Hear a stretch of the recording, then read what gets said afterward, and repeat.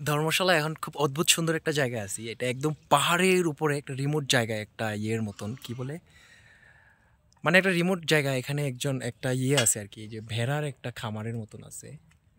So এই যে এই ভাইটা হচ্ছে এটা দেখাশোনা করে। এখন এখানে প্রচুর ঠান্ডা, এবং সে আমার ছবি তুলতে দেখা ক্যামেরাতে ডাক দিল আর কি, এখানে বসতে বলতেছে, এবং সে আমার জন্য মনে হয় পানিও বানাচ্ছে আর কি, যা।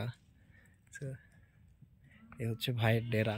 এখানে উনি থাকে, এই ঠান্ডায় কেমনে থাকে জানি না, বাট এই যে এই হচ্ছে খামারের ছাগল। ছাগল না তো, সরি। যদি পাহাড়ের ভিউগুলো দেখাইতে পারতাম এই পাশ থেকে। এখন তো সন্ধ্যা হয়ে গেছে। It's like amazing, this is amazing, I love this life. I just sometimes I feel like I belong here.